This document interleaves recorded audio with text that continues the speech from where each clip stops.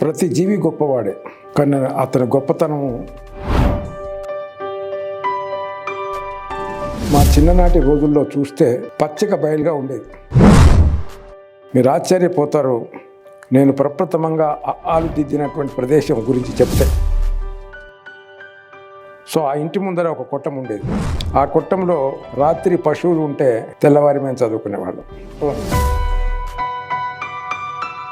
ఒకవైపు ఏమో టీచర్ వంట చేసుకుంటాడు, మేము ఒకవైపు మేము చదువుకోవడం. అందరూ భయపడేటటువంటి వ్యక్తి నా భుజం తట్టడం ఏంటి. నాన్నగారు చాలామందిని అడిగారు, మా బాబును చదివించాలనుకుంటున్నాం, మా బాబును చదివించుకోవాలనుకుంటున్నాం. వాళ్ళని సంప్రదించినప్పుడు అంతో ఇంతో ఆస్తి ఉన్నటువంటి మేమే పిల్లలను చదివించడానికి చాలా కష్టపడుతున్నాం, నీవు పేదవాడివి, వృత్తిరీత్యా మేషనువు, చిన్నపాటి వ్యవసాయం ఉంది, ఇలాంటి పరిస్థితుల్లో మరి చదివించడం సాధ్యమవుతుందో కాదు నీవే ఆలోచించుకోవాలి, మాకైతే కష్టమవుతుంది.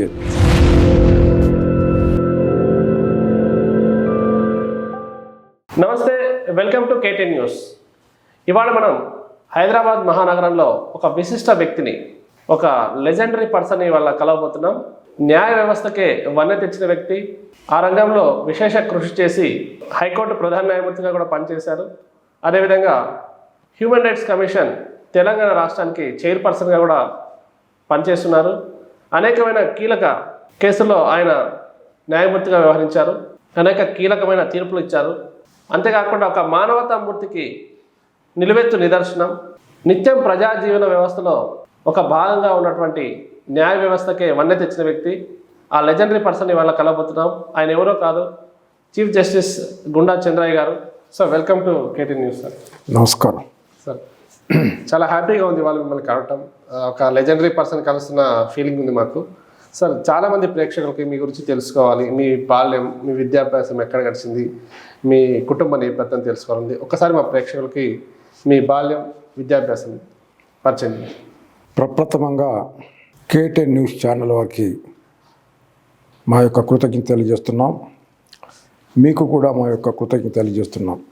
చాలా సంతోషం, ఈరోజు మీరంతా మా వద్దకు వచ్చి మా యొక్క జీవిత విశేషాలు తెలుసుకోవాలనే ఆకాంక్షతో వచ్చారు. మా దృష్టిలో ప్రతి జీవి గొప్పవాడే, కానీ అతని గొప్పతనము సమాజ మెరుగుదలకు, అభివృద్ధికి ఎవరైతే ఎక్కువగా దోహదపడతారో సమాజంలో వాళ్ళని గొప్ప వ్యక్తులుగా భావించి వారి యొక్క అనుభవాలను పంచుకోవాలనేటటువంటి తపన కొంతమందిలో కలగడం సహజమే. మీరు అనుకున్నంత గొప్ప స్థానంలో లేకపోయినా మాకున్నటువంటి కొద్ది అనుభవాలను మీరు పంచుకోవడానికి వచ్చినందుకు మీ యొక్క ఆసక్తి గమనించిన ఎడల మీకు మా యొక్క అభినందన తెలియజేస్తున్నాం. కుటుంబ నేపథ్యం కంటే ముందు గ్రామ నేపథ్యం, బాల్యము, విద్యాభ్యాసం. ప్రతి వారి జీవితంలో బాల్య దశ, కౌమార దశ, యవన దశ, వయోధిక దశ, 4 దశల్లో ప్రతి మనిషి అనేక అనుభవాలను గడిస్తారు. మా గ్రామ నేపథ్యంకు సంబంధించి మాది తిమ్మాపురం గ్రామం. తాలూకాలు ఉన్న రోజుల్లో లక్షటిపేట తాలూకాలు ఉండేది. కంబైన్డ్ జిల్లా ఉన్న రోజుల్లో ఆదిలాబాద్ జిల్లాలో ఉండేది. ఈ మధ్యకాలంలో తెలంగాణ ప్రభుత్వం కొత్తగా జిల్లాలు ఏర్పాటు చేసిన తర్వాత ఇప్పుడు మా గ్రామం జన్నారం మండల్లో మంచిర్యాల జిల్లాలో భాగమైపోయింది. మాది కుగ్రామం, దాని పేరు తిమ్మాపురం. కానీ దాని పరిసర ప్రాంతాలు మాత్రము చాలా ఆహ్లాదకరంగా, అభినందనీయంగా ఉంటాయి. ఇప్పటికంటే మా చిన్ననాటి రోజుల్లో చూస్తే అది ఒక పచ్చిక బయలుగా ఉండేది. చుట్టూ ఫారెస్టు, ఒకవైపు పర్వత పంక్తులు, గ్రామాన్ని ఆనుకునే పెద్ద గుట్టలు, మధ్యలో గ్రామం. చాలా ఆహ్లాదంగా ఉండేది. దానికి తోడుగా మా గ్రామం గోదావరి ఒడ్డున ఉన్నది. అందుకని నేను ఎవరితో మాట్లాడినా, ఎక్కడ మాట్లాడినా నేను గోదావరి బిడ్డను అని చెప్తూ ఉంటాను. అది మా గ్రామం. ఆ గ్రామం పేరు తిమ్మాపురం. మా పూర్వీకులు ఆ గ్రామానికి దక్షిణ దిశలో ఉన్నటువంటి ఒక కుగ్రామం గుడిరేవు నుంచి వచ్చారట మా తాతగారు. వారి పేరు వెంకట నరసయ్య. వారికి ఇరువురు కుమారులు. పెద్ద ఆయన పేరు గుండ బుచ్చయ్య, రెండవ ఆయన పేరు గుండ లింగయ్య. మా తాతగారి పేరు గుండ బుచ్చయ్య. అతను పాలేరు జీవితం గడిపాడు జీవితకాలం అంతా. కానీ నేను జన్మించి కొంచెం పెద్దగైన తర్వాత మాకు కూడా వ్యవసాయం ఉండింది. ఆయన వ్యవసాయ పనులలో నిమగ్నమైనాడు, సొంత భూములు సాగు చేసుకుంటూ. వారికి ముగ్గురు కుమారులు. పెద్దవారు గుండ నరసయ్య, రెండవ వారు గుండ బీర్పూరి, మూడవ వారు గుండ రాజయ్య. మా నాన్నగారు రెండవ కుమారుడు. నాన్నగారి పేరు గుండ బీర్పూరి, అమ్మగారి పేరు గుండ మార్తమ్మ. సో ఆ గ్రామం యొక్క వ్యవస్థాపకులు మా తాతగారైన వెంకట నరసయ్య గారే. అది మా కుటుంబ నేపథ్యం యొక్క ప్రత్యేకత. మా నాన్నగారికి అమ్మగారికి ముగ్గురం అన్నదమ్ములు, ముగ్గురు చెల్లెళ్ళు. ఇప్పుడు ముగ్గురు అన్నదమ్ములలో ఇరువురు మరణించారు, ముగ్గురు చెల్లెళ్ళు ఉన్నారు. వారు వాళ్ళ కుటుంబ సభ్యులతో ఆనందంగా ఉన్నారు. అందరిలో నేను పెద్దవాడిని. కుటుంబానికి అంతా మొత్తం ఫ్యామిలీకి మీరు పెద్దవాళ్ళు, పెద్ద కొడుకు కుటుంబం, పెద్ద కుమారుణ్ణి. ఇది మా కుటుంబ నేపథ్యం. అందరూ కూడా ఆనందంగా ఉన్నారు. సో అందరిలో నేను పెద్దవాడిని కాబట్టి నా బాధ్యత కూడా కుటుంబానికి చాలా దోహదపడింది. దానికి ప్రధానమైన కారణం నా విద్య. ఇక విద్యాభ్యాసానికి సంబంధించి 3వ తరగతి వరకు మా గ్రామంలోని విద్య కొనసాగింది. మీరు ఆశ్చర్యపోతారు, నేను ప్రప్రథమంగా ఆలు దిద్దినటువంటి ప్రదేశం గురించి చెప్తే. ఆ రోజుల్లో ఆ గ్రామంలో రోడ్డు లేదు, కరెంటు లేదు, అన్నీ మామూలు పూరి గుడిసెలే, ఏదో ఒకటి రెండు తప్ప. ఆ గ్రామంలో ఒక పెద్ద మనిషి ఉండేవారు. అతని పేరు కమ్మల వెంకటయ్య. అతనికి ఒక భవంతి ఇల్లు, దాని ముందర ఒక గూన ఇల్లు ఉండేది. తెలంగాణ యొక్క ప్రత్యేకత ఏమిటంటే ఇండ్ల ముందే పశువులను కొట్టం ఉంటుంది, అందులో ఎడ్లు ఉంటాయి వ్యవసాయాలకు. అది నాన్న ఎడ్ల పాక. సో ఆ ఇంటి ముందర ఒక కొట్టం ఉండేది. ఆ కొట్టంలో రాత్రి పశువులు పడుకుంటే తెల్లవారి మేము చదువుకునేవాళ్ళం. నాకు ఇంకా జ్ఞాపకం ఉంది. చాలా చాలా మధురమైనటువంటి స్మృతి.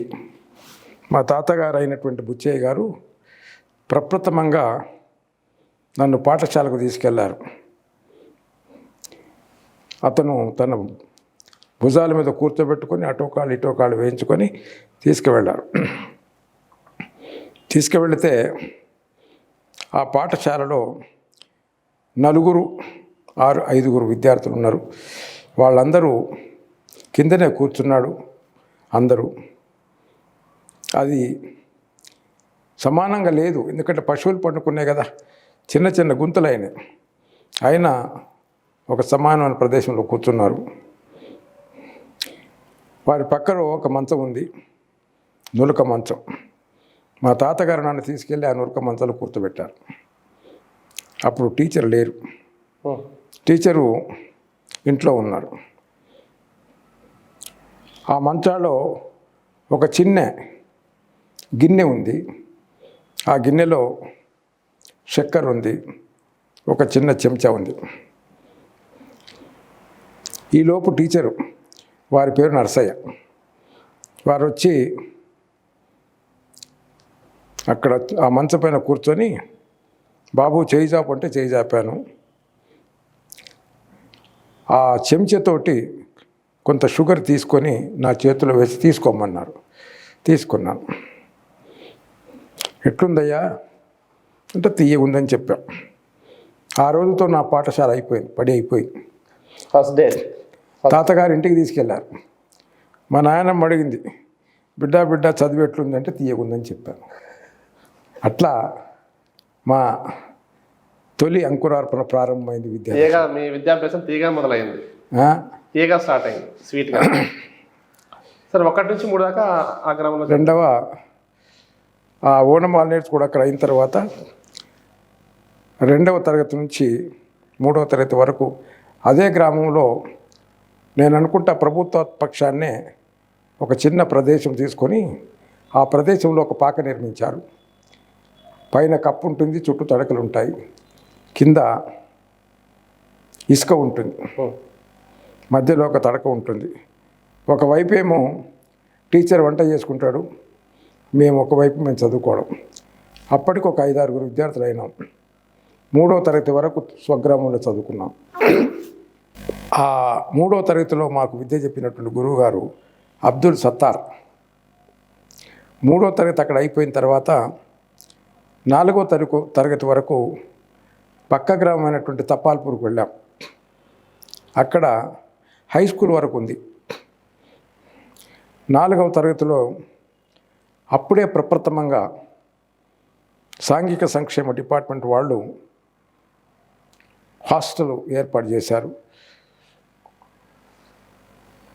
Social welfare hostel. ఆ హాస్టల్లో నన్ను అడ్మిట్ చేశారు, స్కూల్లో అడ్మిట్ చేశారు. ఒకవైపు హాస్టల్లో వండుకుంటూ స్కూల్లో చదువుకుంటూ 10వ తరగతి వరకు ఆ హై స్కూల్లో చదివాం. ఆ హై స్కూల్ పేరు జిల్లా పరిషత్ హై స్కూల్ తపాల్పూర్. అది ఒక రాజావారి గ్రామం. రాజావారు అంటే తెలంగాణలో చాలా ప్రఖ్యాతిగాంచినటువంటి కుటుంబం. జీవి పితంబర్రావు అని. ఒకప్పుడు కాంగ్రెస్ ప్రభుత్వంలో జీవి సుధాకర్ రావు గారు ఉండేవారు, వారి అన్నగారు. జీవి పితంబర్రావు గారు కూడా ఒకసారి ఎమ్మెల్యేగా పోటీ చేసి గెలిచారు అని విన్నాము. అది నా చిన్నతనంలో. సో ఈ రకంగా మా హై స్కూల్ విద్య తపాల్పూర్లో సాగింది. సో 10వ తరగతిలో పాస్ అయ్యాం. ఇక్కడ ఒక సందర్భం మీతో పంచుకోవాలి. చెప్పండి. ఎందుకు విద్య ఎడల ఇంత ఆసక్తి నాకు కలగడానికి కారణము అనే ప్రశ్న నాలో వచ్చినప్పుడు దానికి నేనే జవాబు చెప్పుకున్నటువంటి పరిస్థితి.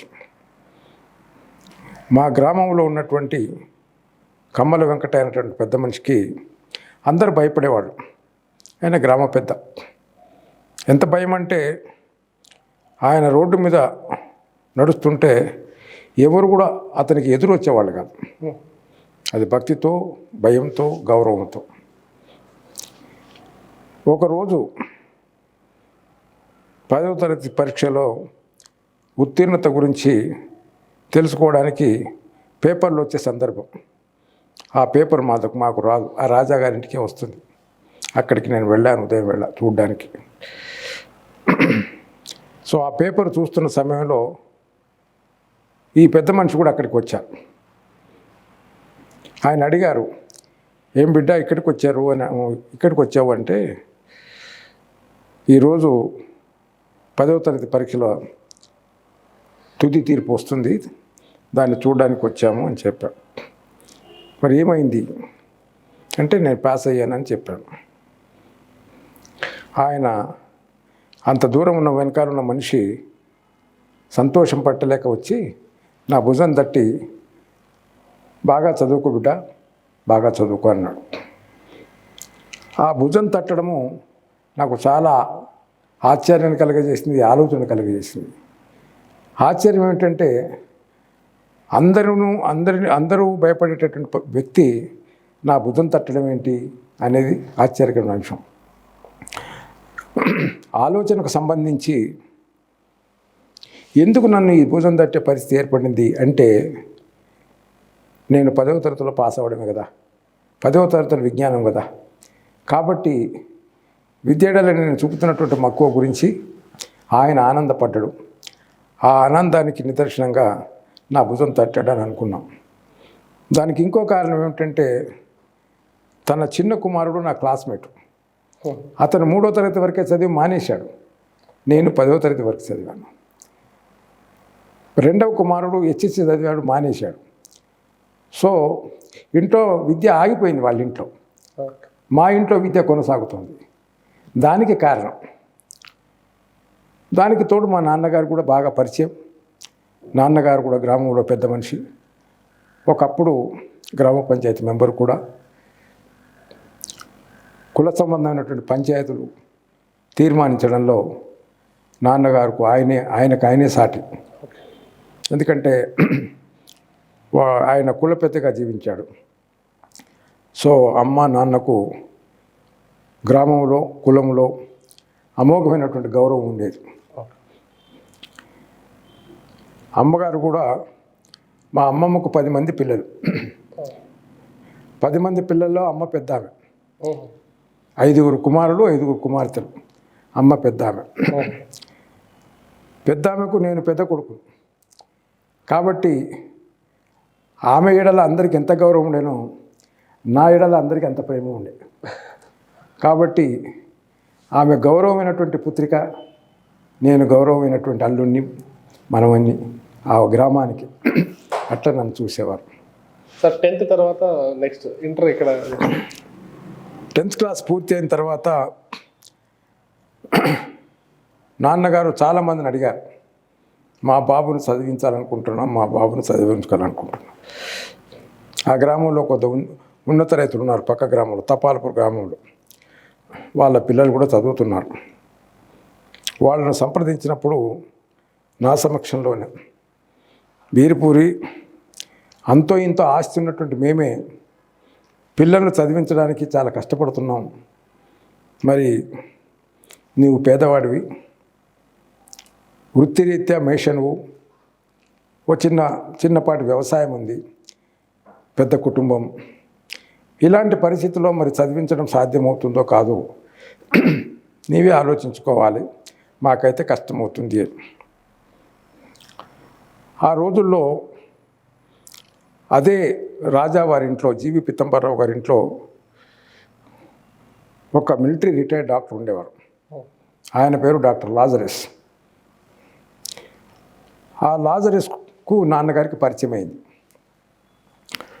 నాన్నగారు ఆ లాజరస్ గారితో అన్నట్టున్నాడు, మా బాబు 10వ తరగతి పాస్ అయ్యాడండి, మరి చదవడానికి ఇష్టపడుతున్నారు, నేను కూడా చదివించడానికి ఇష్టపడుతున్నా, కష్టమైన పర్వాలేదు అంటే, పర్వాలేదు నేను దానికి సహాయం చేస్తాను, మార్గం చూపుతాను అని అంటే, ఒకరోజు అతన్ని ఇంటికి ఆహ్వానించి అతనికి కావలసినటువంటి విందు ఏర్పాటు చేసి కొంత డబ్బు ఇచ్చి మా ఇద్దరిని ఆదిలాబాద్ పంపించారు.